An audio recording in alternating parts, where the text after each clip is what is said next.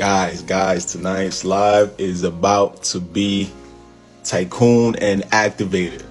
Welcome to Tycoon Talk. As usual, we're bringing you some of the best and the finest people all over the globe. Stay tuned. Our special guest will be joining us briefly, shortly.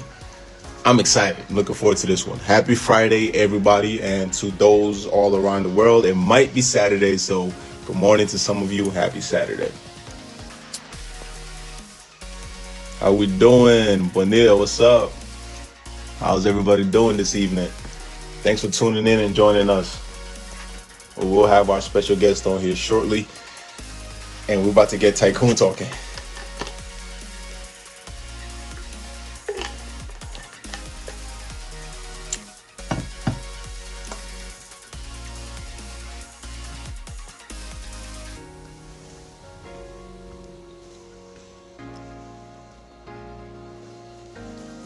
Jeans, hey, Jesse, what's going on? Let me pin live.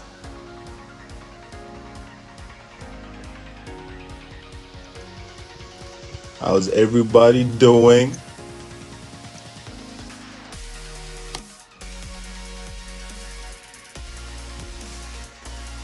It's about to go down. What's going on, Sor?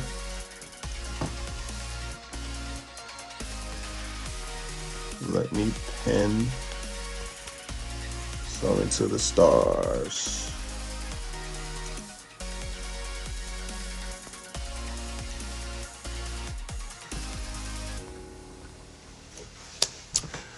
All right, man. It's almost that time. We said we were coming live at 8. We have 2 minutes. Welcome on board, everybody. I'm just going to introduce our special guest for the evening. Well, wherever he's at is actually morning. How's it going, Sor? So our special guest is Soaring to the Stars, and he directs operations at Veritoria. If you haven't, or if you know of it or haven't heard of it, be sure to check them out after you get on this live with us. After you get off this live with us, they are heavily involved in SEOs, SEM, and e-commerce. I mean, this guy's platform has a specialty, and it's something that resonates well with us here at Tycoon Talk. You know, it's about high frequency performance, mindset, that determination, that drive, all these beautiful, uplifting stories, and it's incredible. By the way, fun fact, he also is a corporate law practitioner it's just incredible, man. We came across each other not too long ago, just a few days ago. Reached out to him, seeing how his content and his platform is. And I expressed that we would love to get on live with him, and he quickly made it happen. So without further ado, we are going ahead and we are going to invite Soaring to the Stars. So, man, we're going to have a lot of fun tonight. So if you're excited to be here, drop a fire emoji. Hi, everybody. If you're excited to be here, drop a fire emoji in the chat. There he is, the man of the hour. Hello. Good morning, good evening, wherever all of you are today. It's morning over here. It's more time. It's 8 p.m. over here, so I know you probably is morning. Guys, by the way, he is in Singapore. Okay, so we are speaking from across the world. It's such an incredible small world now. I love it. It's awesome how the internet brings us all together in real time. This would not be possible a few years ago. How's everything going? How you doing? Things are, well, with the COVID situation, things are a little bit slow for everybody and protected. However, most of us are still attempting to cope and to evolve with the times. And we can expect that this will be the new normal for the next 3 years. What about you over there in New Jersey? Same thing, same challenges, taking it one day at a time. Restrictions are still in place to a degree, but with the vaccine and hopefully some good news to follow up, things can get back to a little bit of normalcy. Now, we know the old days are gone, right? Things are, from here on out, things are accelerated at a different pace. So everybody just adjusting, and we get tested frequently. So it's good to know how everybody's doing. But it's a challenge, just like everywhere else. Yes, and I also see that there is a challenge right now with your government, the capital riots going on, recovery from COVID. Now you have the issue with Congress and Donald Trump. I hope you guys go over the hump pretty soon. Yeah, Get back to business. I agree because the world, is such a globalized situation, and everything is so interconnected that if the U.S. is out of play, or the U.K. is out of play, or China is out of play, everybody else is impacted negatively. So hopefully, we get through this and we get our unity back. We're going to be starting in a new direction soon with a new commander in chief. So hopefully things just improves and we learn to live together and love each other more and accept each other's differences as well. I salute you on that. That is truly high performance thinking, the inclusion, everyone, Yeah, focusing on what will work for everyone rather than all of this negativity that's swirling all around across nations. yeah, exactly. That's one of the main challenges, man, because at the end of the day, it's about teamwork, and the rising tides lift all the boats. So it's important that we learn to work together because there's plenty of seats for everybody to do well. It doesn't matter, what profession, what field, what niche, or what content that you produce or services. There's plenty of seats. They all coexist, right? That's how we have Coca-Cola and Pepsi. We have Apple, Microsoft, Amazon, Alibaba, Walmart. All these entities are masters of their field or masters in their craft, but they can coexist. There's enough table for everybody. So if they can do it, we can do it too. I fully agree with you on that. The focus now of government and corporations should be a bigger pizza pie, so everyone has a bigger slice. Sharing the wealth and sharing the knowledge, which is what you're doing on your channel. I've gone through your different posts. I love high performance thinking, the way that you are providing that mindset that would help contribute to the bottom line. The 80% is really mindset, and that is your focus. That is what is going to convert people from being, just a corporate individual living from paycheck and ultimately becoming an entrepreneur. So I salute you for driving this. Thank you, man. That means a lot. That means a lot. That's part of the core of why we exist and what we do, because we realize that, and there are people that do similar work, but the way that they're connecting and bridging the gap, right, is hard for others to relate or understand because they're not speaking in a language that, as you mentioned, the 80% or the bulk of the load or the part that we need to focus on the most, people are having a tougher time bridging that with the audience and the public.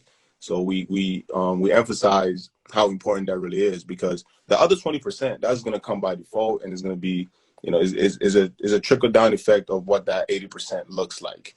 So we spend a lot of time and energy in creating content that not just people can learn from, but also can connect to and feel. Because you know how it is, human psychology, human emotion, human ego. When that is done properly and is understood well, it can create a powerful, movement. And I think people are catching on to our work, and is resonating really well with people. And I love it. I love the impact we're having on lives. You have the 80% well down tack. You're living it. You are teaching it. And if you were to say that the 20% that is left, which is not mindset, you have the 80% mindset covered. What would you say is the core 20% that people would have to build on, to focus on skills, for instance, or platforms or technologies? What in your mind would that be? In my opinion, I feel like that 20% comes a lot with patience and just willing to be a student of life in of itself. Because a lot of times we feel like the opportunities are limited, or we have to hurry up, we have to rush, right? One of the biggest financial terms everybody like to use now is FOMO, which is fear of missing out. And in doing that, we tend to rush the process instead of leaning into the process and letting it help guide us, shape us, change, like let it help us unlearn and relearn and rewire properly, so we're not rushing so fast to the end results. We got to fall in love with the process. So that takes time, it takes patience, it takes being kind to yourself. A lot of us are very judgmental about how things haven't went well for us or what we're not doing good. So I think taking a step back and realize, like, hey, look, yes, the goal is to get over here, but let me focus on what's the most important thing I can do right now to get myself to that next spot, and just consistently keep doing that, the discipline action of it. In our podcast, I spoke on how, discipline is love and love is order, because the only way you actually achieve anything, whether it's, family life, relationship, career, mindset, if you're an entrepreneur, any way you achieve the goals you're trying to achieve and the lifestyle you want, is to be disciplined about it, which means to submit. you know, which means to submit to it and let that shape you and take it to that next level. Because everything in life, that's why I love preaching and speaking about life, because our philosophy is strictly based on life itself. Because everything in life is based on discipline. You know, the sun is disciplined to come out every day for us. You know, the shoes that we ordered or the clothes that we ordered, whatever we ordered on Amazon, there's a disciplined step-by-step chain reaction that has to take place for us to receive it and enjoy it in 2 days. You know, so discipline is huge. That same thing with family. Our parents, we know they love us because of what they do. And we know we love the people around us because of what we're willing to do for them. So discipline is probably one of the most important thing, and patience, I would say. Being patient with yourself. You know, for the past few minutes while you were sharing that, I almost felt like I was in the same room with Tony Robbins. If you're familiar with that, you know how to hit all the right spots and Thank you. with lucidity. And what you shared is correct. Discipline, patience, being kind to yourself. Most of us are beating ourselves up for every little failure, and that prevents us from moving forward, from building that big dream.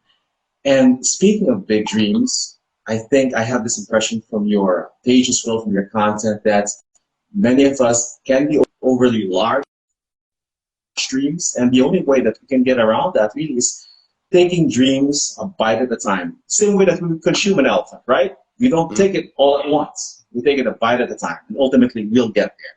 In the same way that you went from negative 150 to 200, that was impressive. I saw that in your profile. That is something that a lot of folks can learn from and, you know, build upon and use it as Yeah. inspiration.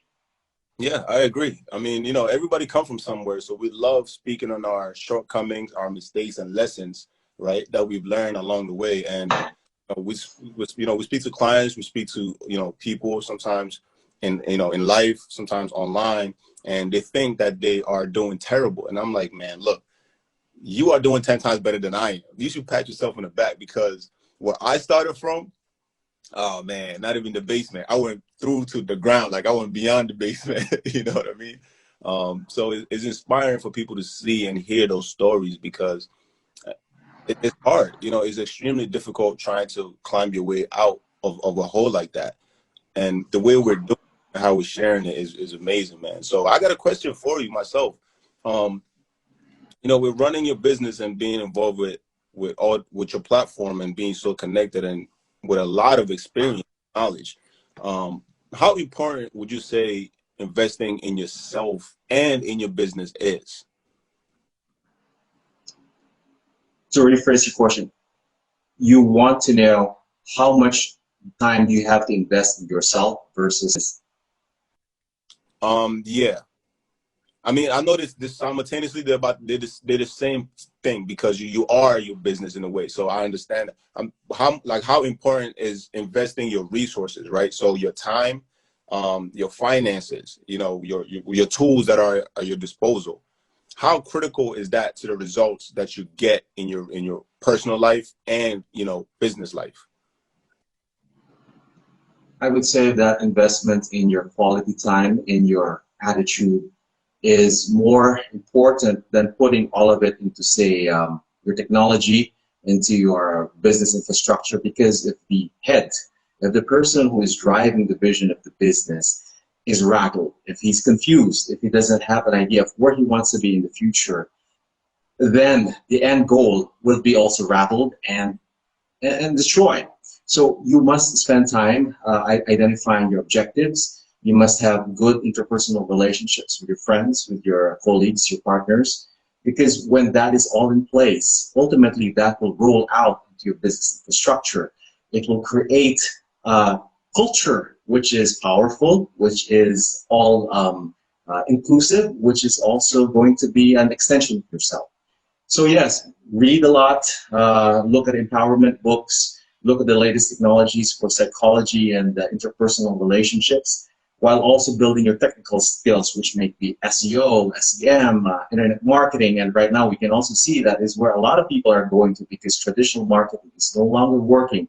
And this time where most of us are cloistered in our homes, working from home, doing our discussions over Zoom, over Skype, over Instagram, Yeah. rather than face-to-face as we used to at boardrooms. Man, I love that response, man. The biggest takeaway that I got from as I was listening to you explain everything is, you basically touched on the foundation and core of the most important thing, which you alluded to, is making sure the investments in the time and the energy is being put into your craft more so than just the entities that seem to kind of seem to be the hot, or like the things that we feel is going to bridge the gap the most.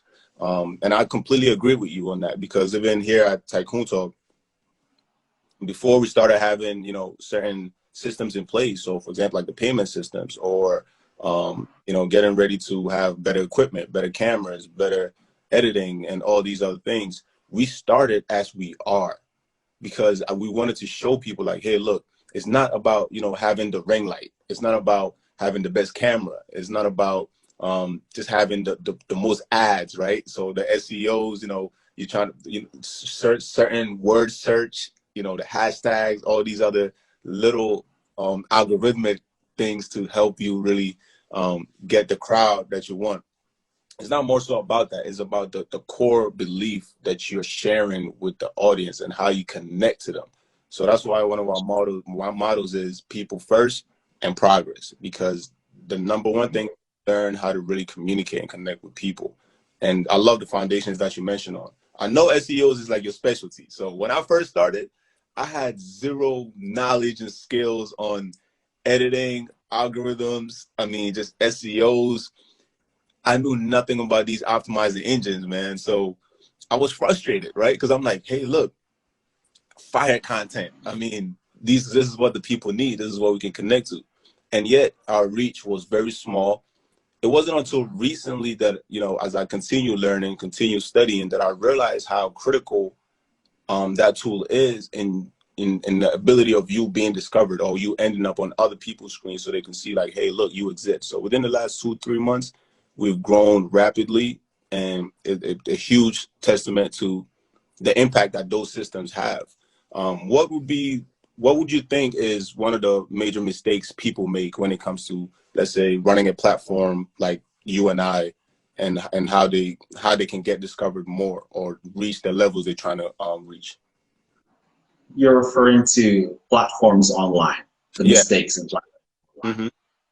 I would say that the biggest challenge that startups and new entrepreneurs have when they go online is they would default to boosting their post, putting in money on Google AdWords, putting in money on Bing ads, putting perhaps $1,000, $2,000 weekly budget on Facebook ads. Hmm. That might give you the initial traffic. But if you do not have the groundwork, the groundswell, the support of, say, influencers, you don't have good public relations with NGOs and governments, ultimately, the moment you stop those ads, you're going to die. You need to sustain paid ads, and organic traffic is the better option. So if you are able to establish the relationships, for instance, with communities, with groups, with women empowerment groups, then that viral marketing from that end of the spectrum will sustain you even long after you stop your ads. That's why today, viral marketing, discussions online, the buzz between individuals is superior to paid advertising. And I don't think Google would like to hear that. I don't think Facebook would like to hear that. But you can see that it's working for you on your Yeah. platform. You don't have Yeah. to pay for this. You don't have to boost your posts, Mhm. but it's working because people can resonate with a message that you're putting out there. And in Yeah. fact, the way I see it right now, you're even growing all the more because the more you share all of this, you're learning from other people that you talk with, from people, your audience, because it's feedback. Yeah. And well, there's no failure, there's always just feedback. So, yes, resonate with people, reach out, and people will talk about you long after the paid advertising stops, and that will carry on your business and leave a legacy. Yeah. I agree. Um, yes, Yeah. go on. I think the audience could definitely relate to that. And, not, like recently I get questions like, hey, how's your page growing so fast? How are you doing these numbers right now? And I tell them this, look, like you mentioned it, you hit it right on the money. The more you give, the more you get. I know it's cliche, but it really is the core of everything. It doesn't matter what technology there is, but that part is true universal. So for example, everybody want others to come on their page, right, and interact and be engaging.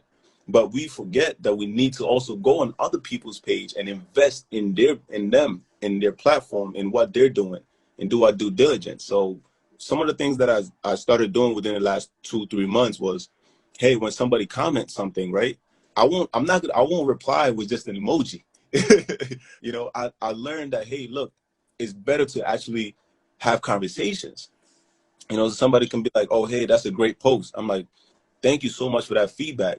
What part of the post resonate with you the most, or what part do you connect with the most, right? How are you doing when it comes to that subject?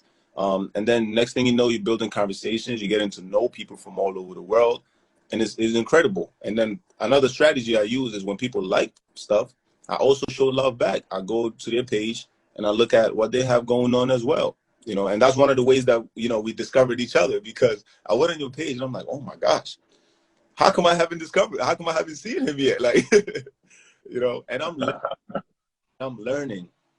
I'm looking at how you construct things, just your verbiage, the words, the choice of words. And I'm like, yeah, this is definitely somebody who's Tycoon. And I'm learning a great deal just being on live with you. And I hope everybody else here is learning just as much as I am. Speaking of your page, actually, I have a question about that. So one of your posts, and like you did some homework on me, so I made sure I did some homework too.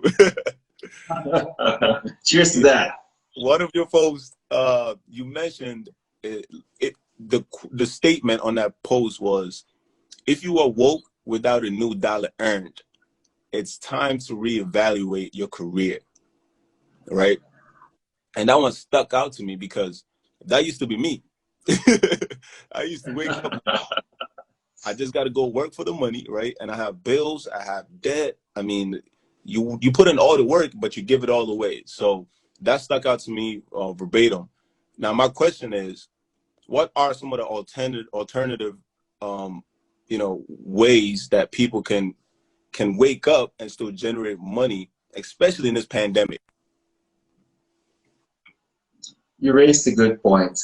In the pandemic, I see that the global unemployment rate had been increasing.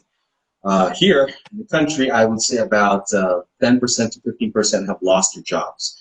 The moment your source of income is decimated, you're pretty much out in the cold. And if you don't Yeah, have the source of income for the next few days, you might be dead. So that is a challenge that I'm throwing out to all the people who are on the 9 to 5. You need to be able to generate multiple streams of income that can work for you, even if you're sick or you're out of commission because of COVID. And there are many ways to do that. One way, for instance, is to run affiliate marketing programs. ClickBank, Amazon Associates. We have PeerFly, for instance.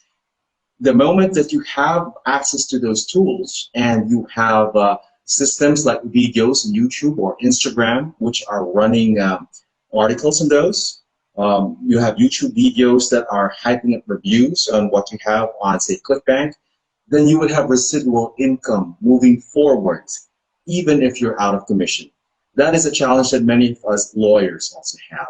If we don't have cases to handle, if we have clients who have dropped retainership because they cannot afford us during the pandemic, what can we do? That's what I would point out. Go for affiliate marketing. If you're skilled at finance, why not do stock trading online or forex trading? That is one of my passions. right. Algorithmic trading that you can run and execute even without your presence. So you're literally printing money out of your capital. So your capital is not stagnant at the bank, earning what, a 1% per year, which is really pathetic.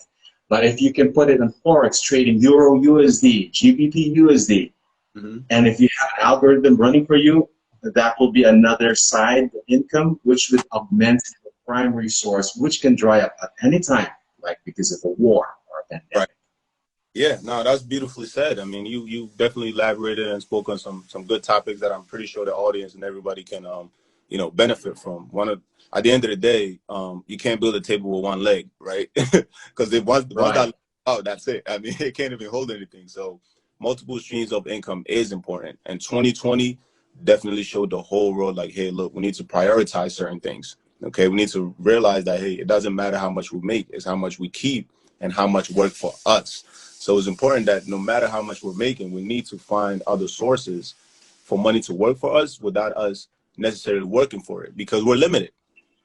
we're limited. Money can work 24/7, but we can't. The machines, the computers, the algorithms, like you spoke on, some forms of trading. You can have you set your put, you set your loss, and it kind of execute based on whatever measures you put in place. So it's important, and I think that's one of the major reasons why this new generation, or this 2021, has ushered in so many people looking for our type of content, because the the financial literacy is critical and is needed. And I'm glad that we're here doing our part. So that's well stated, man. I appreciate that. That was thorough.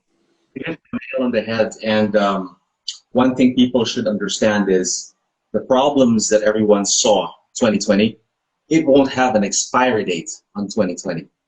Moving Yeah. forward to 2021, we will see the same thing over and over, and it might not even end for the next 5 years. So if you cannot reinvent yourself and evolve your skills beyond your profession, I'm sure that many lawyers, architects, engineers are out of work. We don't have clients. What else can we do?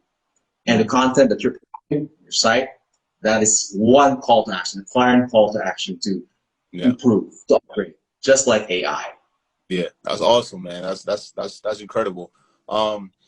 Another thing I wanted to touch on was, given, obviously hindsight is 2020. A lot of people like, oh, I wish I did this. If I did this, I would have been wearing. We see the post, how the statement goes. If I had invested $1,000 here, it would be $100,000 today. If I had paid my credit card off, I would be able to have more money to invest, save, and do other things. Now, what do you think is the biggest shift that, or the best way that people in our niche and our process and how we educate others, what do you think is the best thing that we can do to really tap into that, so they understand that, hey, look, the only time you ever have is now. So if you don't see yourself as somebody worthy of investing into, to learn and develop the skills and tools that's going to benefit you, because even when you invest, right, it takes money to make money.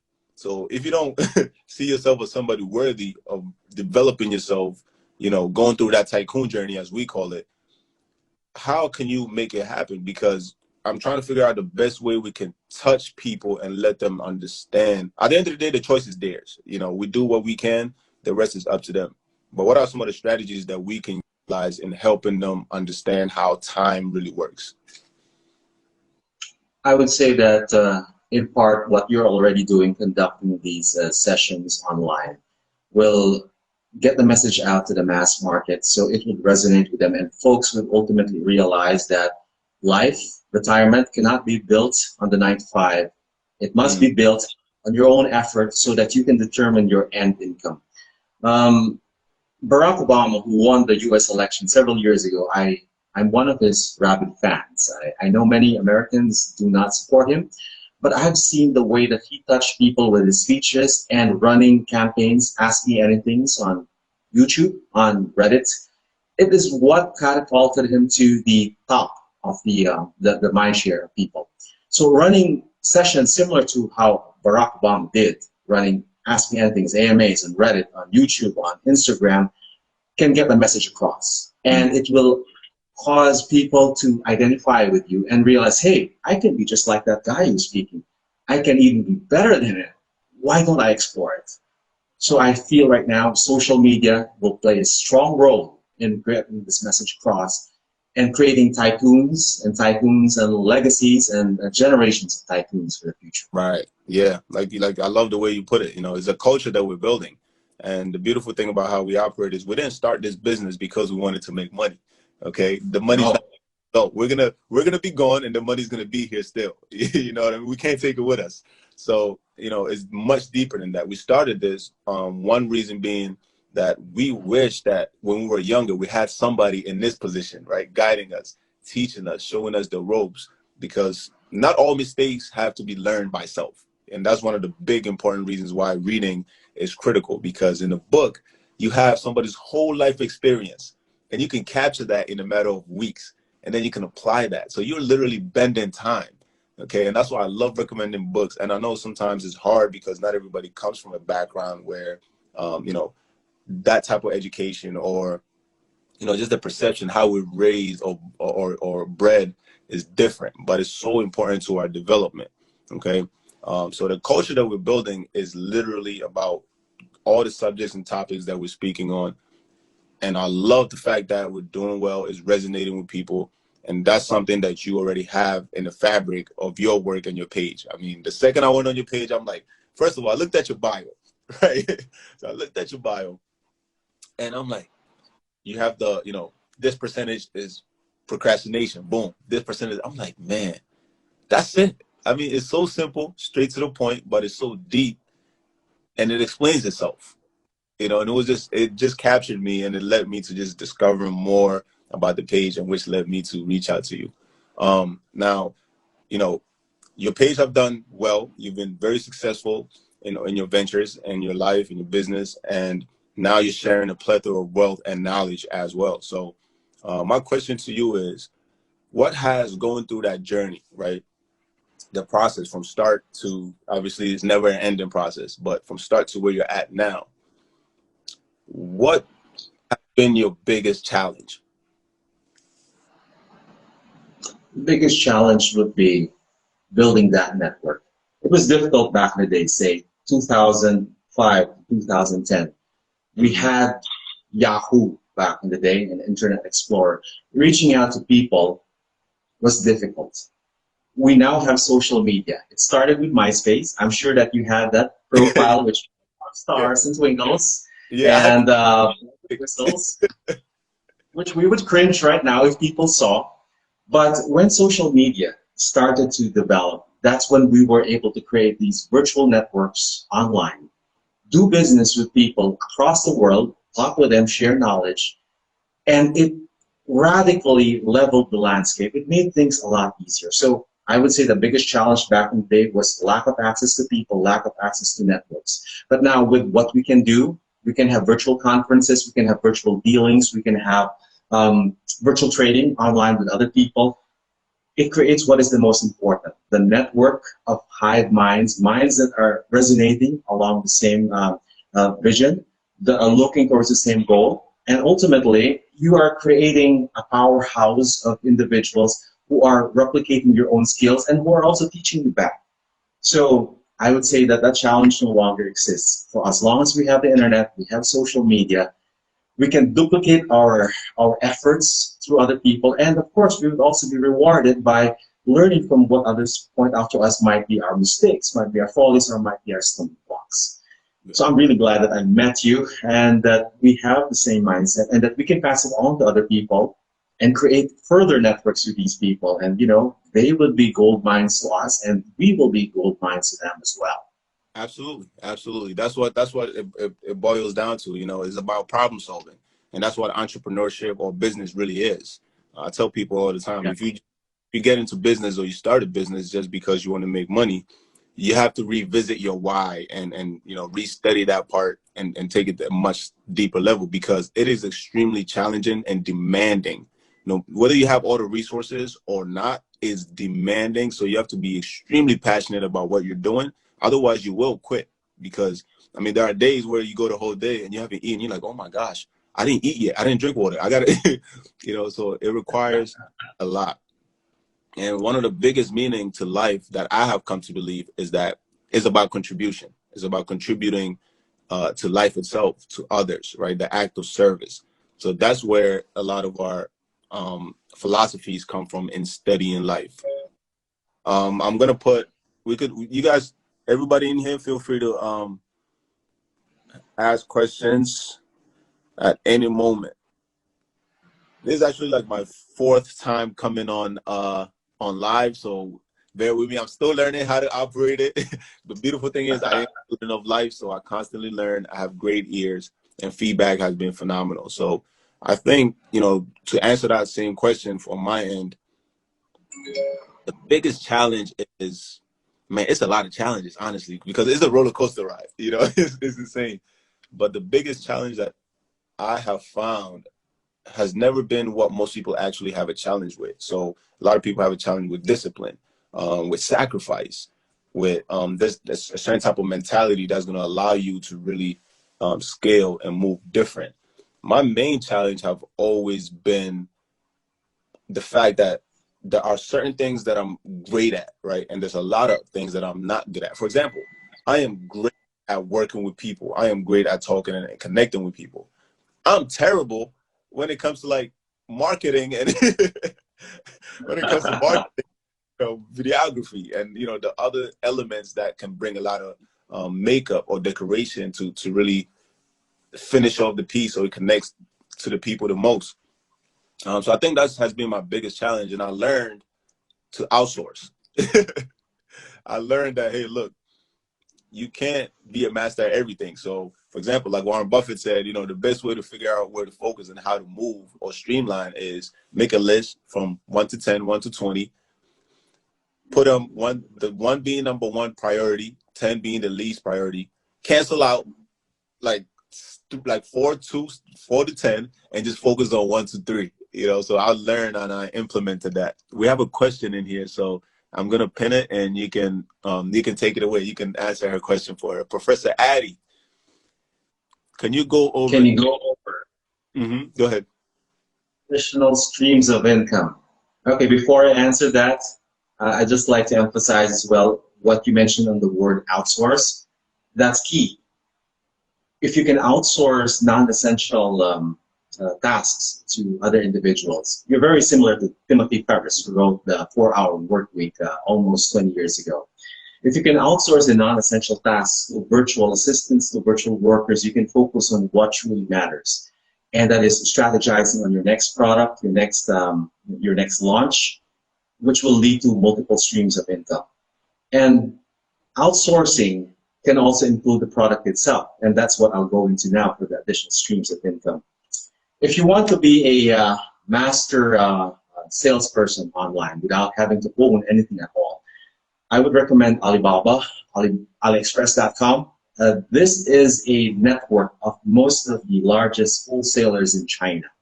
You don't have to buy any of their products. You simply have to reach out to any of those wholesalers through Alibaba.com. And when you have this agreement with them, they can drop ship for you. That was one of the ways that I started out almost 10 years ago.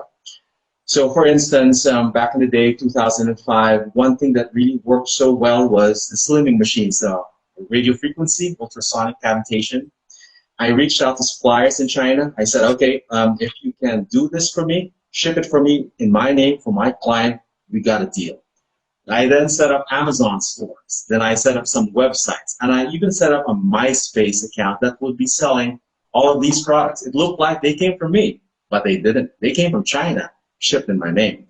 I even used multiply.com. So that will work for folks who wants to open their own store. And now we have other platforms that will allow this to work for you as well. Lazada, Shopee, Zalora. You don't have to own the product. You don't have to maintain inventory. Hell, if you think about it, many of the biggest companies right now don't own their fleet.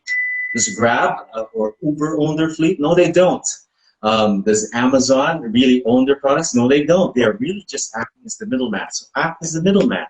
Yep. Another multiple stream of income would be digital goods. If you don't want to do physical products, why not tap on ClickBank? They have, I believe, 1 million digital products that you can promote simply through Instagram, through Facebook, through the different forums. You join a group online and you can push it out, write a good review. Before you know it, you're earning residual income. And if that's also not for you, there's also the lock, those file sharing sites where you can simply lock a link. For instance, you write a book, then you put it online for free, but they have to access a linked locker in order to access it. So every time someone does a survey, you get $1. That's something that I've been trying to teach some relatives because that's passive income again. So really, there are so many streams that you can levy online without really having to spend on advertising. That's incredible, man. That's a plethora of options there. Professor Addy, I hope that answered your question well. Guys, feel free to keep the questions coming. We're definitely going to be here for another 25 minutes, so we'll keep it going for sure. Speaking of additional, streams of income, those are all fantastic. I mean, I love those because we don't tend to get those answers, right? A lot of people will be like, all right, you can either get a second job or you just invest, right? Now, investing is important, and those streams of incomes are forms of investments. what would you suggest for somebody who doesn't necessarily have, because like we just mentioned, delegating is important. You know, for example, even for us, you know, some of the stuff we do now, we learn to delegate to, you know, other vendors on Fiverr and all these other platforms. And that's helped us, you know, kind of spend the least amount of time on just the, it's helped us streamline so we can focus, like you mentioned, the bigger picture. Okay, what's next? What's going to help us really, um, you know, put the best value work out there? What would you recommend for somebody with zero experience in the areas that you just mentioned on? Good question. I would recommend consulting. Many people think that consultants are gods. We've mastered everything. That's not true. Mm-hmm. A consultant is simply somebody who knows a little bit more than the next average person. So if you're a master of dog walking, for instance, you could offer dog walking services to people who have no time for walking dogs. You just have to find that niche market where you know slightly more than they do and offer your time and services to that Mm-hmm. niche market and get the word out. Back in the day, let me see, that was year 2000, 2001. One thing that I was really good at was NLP, Neuro Linguistic Programming. That's what really got my leg out there. So what I did was, while I was not the best, Richard Bandler was the best, Tony Robbins was the best.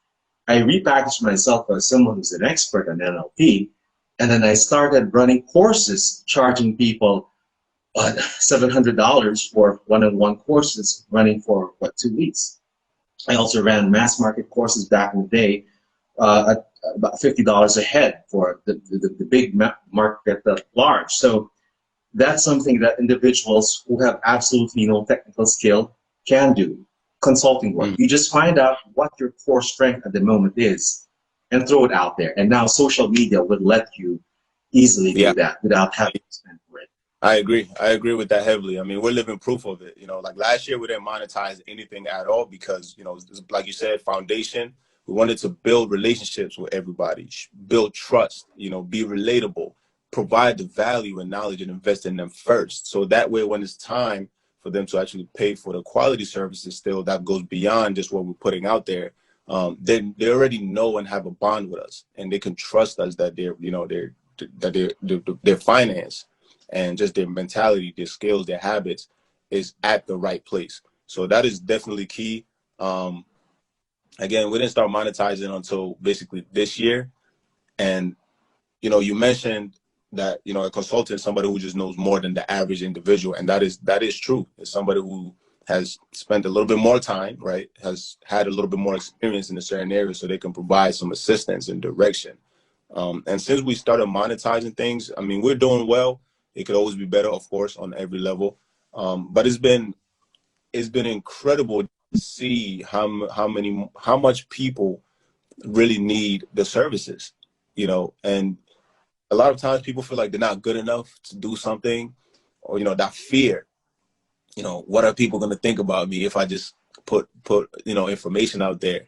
How are people going to approach me? How is everybody else around me going to now start looking at me? And what I tell people is like, man, feel the fear and do it anyway, because one, life is short. Two, we're not here forever. But at the end of the day, when it's time to go, you want to make sure that you spent the time doing the things that you felt was, you know, you felt you're passionate about. That's going to help improve lives the most. So everything we do is about problem solving. And I love that. That's the most important part of entrepreneurship to me. So we know what the problems are, right? We know what the problems are. We know what the challenges are. We know what the issues are. So we don't spend much time on those. We spend time on finding solutions so we can help people live the tycoon lifestyle that they deserve. Guys, feel free. Anybody have any additional questions? Feel free to fire away. And don't forget, you can ask me You know questions. what you just shared is an attitude that many aspiring entrepreneurs have to assume. The 3-second rule. The moment you have a big plan, big dream, before 3 seconds is over, start acting on it. Because all that self-talk, all that over-analysis might cripple you before you even decide to take that step forward. Fear is a great killer. I agree. Fear is big. I mean, fear is probably, um, the one of the top three reasons why, you know, people don't take certain actions. And I learned that. I learned to lean into it and get past that point. And once that happens, when you're at that point where you don't care, if it goes well, that's great. If it doesn't go well, you're gonna be fine. You can reinvent yourself. It's not the end of the world. You start to bet on yourself. And once you start to do it, people can feel it. It's energy, you know, it's in your voice, it's in your passion. You know, if we come on here and we're just talking and we don't have that, you know, it's not coming from us. People can feel it, though they're just watching it on the screen, but they can tell. You know, so I teach people, like, you know, a lot of times people are fearful of the unknown, right? What's not familiar. We all like familiarity. It's part of our human nature and psyche. You know, it's easy to just be comfortable and do the same routines because you don't have to change too much. The second you try to change something, now your brain is fighting you. Now you got to go to war with your brain because it's like, I don't like this. This is different. It's not expected. It's not in our routine. So it's really important that you mention, you know, some of the key points there. Fear, if you're not careful, will rob you of your potential. And I'm glad that, you know, despite the up and downs, the challenges, I never let the fear cripple me, or I never gave up. I just keep going. The two things I do that I do well is I give 5,000% in everything I do, and I never quit. I never ever quit. I keep going. I don't know how I do it, but that's because the why is deeper and is so much more bigger than I am. So I've learned to submit. I learned to submit like 5 years ago, 6 years ago, and to see where we're at now, and to look back, and now people are, you know, looking to go on their own tycoon journey and discover themselves and figure things out and look at things different. It's so refreshing to see because I know what that journey is like. So a lot of our clients and everybody that we come in touch with, we can relate to them because we've been in their shoes. And that's why we deliver our message in a way where we're not talking to you. We're not talking at you. We're talking with you. It's a journey that we're going on together. And I love it. It's so fulfilling. I go to sleep dead tired every day, but I wake up knowing that I'm having an impact on the world, and I get to meet amazing people such as you. And it's just cool to just be amongst everybody. You know, it's crazy times, but it's great to just be amongst everybody. I appreciate that. And seeing that we both come from the school of hard knocks, contrary to what some people here might be thinking in the chat, I'm sure that there's one question that they have in mind. Assuming that the US suddenly failed, the global economy failed, the banks went for a bank run, all our finances were murdered. Knowing Right. what you know now, over the past 5 years of building up your empire, how would you rebuild from zero or negative? Just assuming that happens.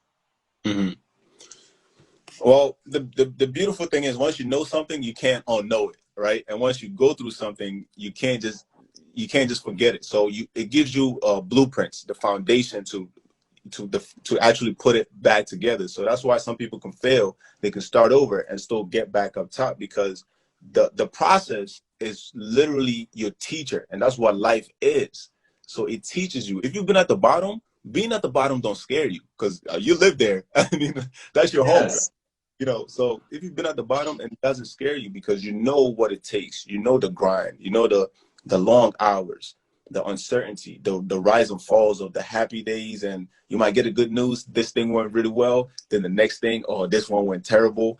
And you know, you've been there, you know how to connect, and this it's like a giant puzzle. And we're all trying to find the pieces to the puzzle, but you want to lay the right piece at the right spot as perfectly as you can and then move on. Now, some people never, um, some people don't have the pieces, or they've never searched for the pieces. That's a better word, you know, because that's it's a discovery journey. As you're running anything, you're learning as you go. I'm learning every day, and I'm making mistakes every day. And I love making mistakes and failing because that's the best way that I've learned anything in life. You know, so if all our financial systems, everything goes to the ground, starts at zero, the best way to for me, and based on my experience thus far, is to always one lead with people first and progress, just one foot in front of the other. And you know, as long as you continue and learn how to solve problems for people and connect with people and looking at the bigger picture, making decisions based on the bigger picture, you're always going to be one step ahead than somebody who has a 2-year plan because you have a 3-generation plan. And so you're solving problems before they even happen. The red flags don't exist. You solved it before the red flag. But if somebody's thinking like, hey, I want to get rich quick, I want to just be at the top, I want to just make sales, I want to just make money, they're thinking 1 to 2 years. That's too nearsighted. And it's very difficult to do well for the long term if you're building your foundation just to just get to 1 point in the 2 year span. So I think looking at the bigger picture and making decisions based on that helps you put the pieces together better. Stepping back and looking at Forrest, what you've said essentially is humanizing business. Looking people not as the sources of income, but as partners in your growth together, forward, and creating a generation of millionaires. Yeah. And that generation will be a massive network for the future. Great thinking. I agree. Also, in addition to that, I feel like sometimes people don't realize the world that we have right now. I mean, the tools that we have, it's insane. Never in the history of humanity, civilization, have we had these insane ability to just scale and move at lightning speed. I mean, it's incredible. The fact that you can get in a plane and fly to Singapore or the other side of the world in a matter of hours, that innovation itself, I mean, we have to appreciate that. Yeah, it might sound like a thing of the past because we've been flying for a while now. But before, you got to ride a horse for months or ride a ship for months just to get there. By the time you get there for the holidays or the party, it's over. I mean, it's incredible, you know. So I tell people, like, our generation, especially the ones that are younger, that don't have a family yet, right? Or, you know, not married, don't have kids, are not stationed, or their priorities is not tenfolds. You have an ability to do something that no generation has had the ability or the resources to do. You can actually really hone in and go hard, go all the way in, and you can set the foundation and set your family up in a way that by the time they become a responsibility all the way, a lot of things is already, the systems is already in place, and the systems work for you as opposed to you working for it. So that way you're not trading all your time for money, and your family and the experiences that you want to have, you're missing out. Even worse, you might go to work, deal with a bad customer, or, you know, deal with a coworker that you guys don't get along well. You come home, you're taking it out on your son, and your son just want to play some games with you, man. So, I mean, you know, that level, I think, has helped people realize, like, hey, look, when you're 24, yeah, it may seem like you're young, but before you know it, 28, 29, 30 is here. And then you're like, oh my gosh, where did the time go? You know, so I love the fact that we're getting people to understand how time works, because the only time we ever have is now. You know, me and you have this time right now. When tomorrow gets here, it's still now.